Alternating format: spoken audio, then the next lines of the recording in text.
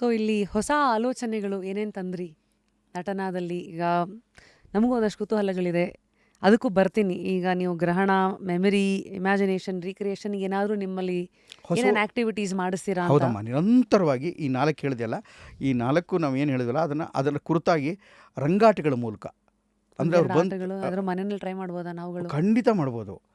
ಖಂಡಿತ. ನೀನು ನಿನ್ನ ಮಗನೋ ಮಗಳು ಯಾರೋ ನಿನ್ನ ಮುಂದೆ ಕೂತಿದ್ರೆ ಅವ್ಳ ಮೆಮೊರಿ ಜಾಸ್ತಿ ಮಾಡೋಕ್ಕೆ, ರಂಗಾಟಗಳು ಜಾಸ್ತಿ ಮಾಡೋಕ್ಕೆ ನೀನು ನಿನ್ನ ಹೆಸರು ಹೇಳ್ತಿ, ಆಮೇಲೆ ನೀನು ನಿಮ್ಮ ಅಪ್ಪನ ಹೆಸರು ಹೇಳ್ತಿ, ಅವಳು ಅವ್ರ ಅಪ್ಪನ ಹೆಸರು ಹೇಳ್ದೆ, ಅವರು ಅವ್ರ ಅಮ್ಮನ ಹೆಸರು ಹೇಳ್ತಾಳೆ, ಹಿಂಗೆ ಹೇಳ್ತಾಳೆ. ಆವಾಗ ನೀನು ಈ 4 ಸೇರಿಸ್ಬಿಟ್ಟು ಇನ್ನೊಂದು ಸರಿ ಹೇಳು ಅಂತೆ. ಮತ್ತು ನೀನು ಅದ್ರ ಜೊತೆಗೆ ಮೂರು ಹೇಳ್ತಿರ್ತಿ, ನಿಮ್ಮೂರು, ಅವಳು ಊರು, ಅವಳೊಂದು ಊರು ಹೆಸರು ಹೇಳ್ತಾಳೆ. ಆಮೇಲೆ ನೀನು ಮತ್ತೆ ನೋಡು, ನನಗೆ ಈ ಹಬ್ಬ ಇಷ್ಟ, ನನಗೆ ವರಮಹಾಲಕ್ಷ್ಮಿ ಹಬ್ಬ, ಅವಳು ನನಗೆ ಗಣೇಶನ ಹಬ್ಬ ಅಂತ ಹೇಳ್ತಾಳೆ. ಆಮೇಲೆ ನನಗೆ ಅವಳು ಹುಟ್ಟಿದ ಹಬ್ಬ ಅಂತ ಇರ್ತಾಳೆ. ಹಬ್ಬಗಳ ಹೆಸರು ಒಂದಿಂದ ಹೇಳ್ತಾ ನೀನು ಎರಡನ್ನೂ ಹೇಳ್ತಾ ಹೋಗ್ಬೇಕು, ಎರಡನ್ನೂ ಸೇರಿಸಿ ಜ್ಞಾಪಕ ಹೇಳ್ತಾ ಹೋಗು. ಅವಳು ಎಲ್ಲವೂ ನೆನೆಸ್ಕೊಂಡು ಜ್ಞಾಪಕ ಇಟ್ಕೊಂಡು ಹೇಳ್ತಾ ಹೋಗ್ತಾಳೆ. ಕಡೆಗೆ ಅದು ಏನೋ ಒಂದು ಆಗುತ್ತೆ. ಆಮೇಲೆ ಒಂದು ಕತೆ ಬರೆಯೋಣ ಅಂತೆ, ಹೋಗಮ್ಮ ಅಂತ. ನಾನೊಂದು ಲೈನ್ ಹೇಳ್ತೀನಮ್ಮ, ನಿನ್ನ ಕತೆ ನೀನು ಹೇಳ್ಬಿಡ್ಬೇಕು.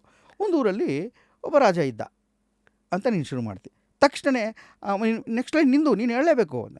ಆ ರಾಜನಿಗೆ ಒಬ್ಬಳು ಮಗಳಿದ್ದಳಂತೆ, ಅವಳು ಶುರು ಮಾಡ್ತಾಳೆ ಇಮ್ಯಾಜಿನೇಷನ್. ಆಮೇಲೆ ಕತೆ ತನಗೆ ತಾನೇ ಬೆಳೀತಾ ಹೋಗ್ತದೆ. ಅಂದರೆ ಸ್ಟೋರಿ ಟೆಲ್ಲಿಂಗ್ ಹೇಳ್ತಾ ಆ ಕಥೆಯಲ್ಲಿ ಇದ್ದಕ್ಕಿದ್ದಂಗೆ ಮಾತಾಡ್ತಾ ಇದ್ದ ಮಕ್ಕಳು ಆಮೇಲೆ ಕಥೆಯಲ್ಲಿ ಒಂದು ದೊಡ್ಡ ದೆವ್ವ ಬಂದ್ಬಿಡ್ತಂತೆ ಅಂದ ತಕ್ಷಣ ನೀನು ಬುದ್ಧಿ ಅಂತೇಳು ಆ ದೆವ್ವದ ಹೆಸರು ಕರೆಕ್ಟಾಗಿ ತಿಳ್ಕೊ, ಬೆಲೆ ಏರಿಕೆ ಅಂತ.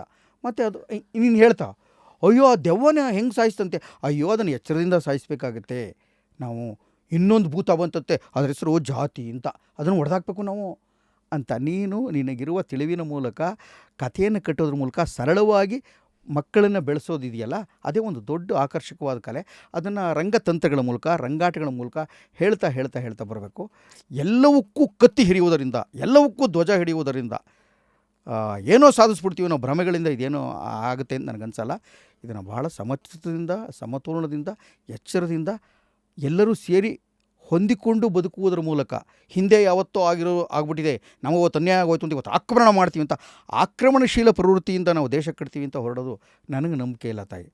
ಅದು ಬುದ್ಧನಿಗೆ ಕೂಡ ನಂಬಿಕೆ ಇರಲ್ಲ ಅಂತ ಅಂದ್ಕೋತೀನಿ. ನನಗೆ ಇಷ್ಟವಾದ ಪಾತ್ರಗಳು ನನ್ನ ಜೀವನದಲ್ಲಿ ಗಾಂಧಿ, ಬುದ್ಧ ಮತ್ತು ಬಸವಣ್ಣ, ಇವ್ರು 3 ಜನನ ನಾನು ತುಂಬ ಪ್ರೀತಿ ಮಾಡ್ತೀನಿ. ನನ್ನ ಟೇಬಲ್ ಮೇಲೆ ಕೂಡ ಆ 3 ಮೂರ್ತಿಗಳನ್ನ ಇಟ್ಟು, ನನಗೆ ಆಗೋಕ್ಕಾಗುತ್ತೋ ಇಲ್ವೋ ಆ 3 ಜನ ಇಟ್ಕೊಂಡು ನೀನು ಹಂಗಾಗ್ತೀಯ, ಇಲ್ಲ, ಆಸೆ, ನನ್ನ ಆಕಾಂಕ್ಷೆ ತಾಯಿ. ಅದು ಆಕಾಶಕ್ಕೆ ಎಣಿ ಹಾಕುವಂತಿರ್ಬೇಕಾದಾಗ ಇಂಥ ನಮ್ಮಲ್ಲೇ ಬದುಕು ಹೋದಂಥ ವ್ಯಕ್ತಿತ್ವಗಳನ್ನ ನೋಡಿದಿನ ನಾನು ಇವ್ರ ಥರ ಒಂದು ಹೆಜ್ಜೆ ಇಟ್ಟರು ಸಾಕು. ಜೊತೆಯಲ್ಲಿ ಬದುಕಿದವರು, ನಾನು ಯಾವುದೋ ದೇವ್ರ ಹೆಸರು ಹೇಳ್ತಾ ಇಲ್ಲ, ಜೊತೆಯಲ್ಲಿ ಬದುಕಿ ಸಾಧಿಸಿದವರು, ಹೋರಾಟ ಮಾಡಿದವರು, ಆಸೆ ಕಡೆ ತುಡಿದವರು, ಅದ್ರಲ್ಲಿ ಪೂರ್ಣ ಗೆದ್ದವರು ಅಂತ ನಾನು ಯಾರನ್ನೂ ಗೆದ್ದವರು ಅಂತ ಹೇಳ್ತಾ ಇಲ್ಲ.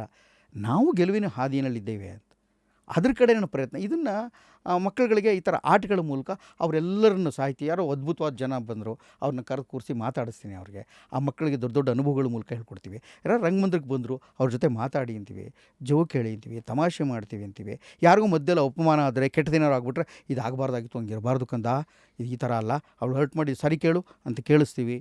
ಮತ್ತು ಪಂಥಗಳಿಲ್ಲದೆ, ಜಾತಿಗಳಿಲ್ಲದೆ, ಧರ್ಮಗಳಿಲ್ಲದೆ ಮನುಷ್ಯತ್ವ ಅನ್ನುವ ಒಂದು ಆಧಾರದ ಅದೇ ಸಿಮೆಂಟು, ಅದೇ ಜಲ್ಲಿ, ಪ್ರೀತಿ ಎನ್ನುವ ನೀರಿನಿಂದ ಅದನ್ನು ಕಟ್ಟೋದಕ್ಕೆ ಸಾಧ್ಯ ಇದೆ ಅನ್ನೋದೊಂದು ಪ್ರಯತ್ನವನ್ನಂತೂ ಪ್ರಾಮಾಣಿಕವಾಗಿ ಮಾಡ್ತಾಯಿದ್ದೀವಿ ಗೆಳತಿ.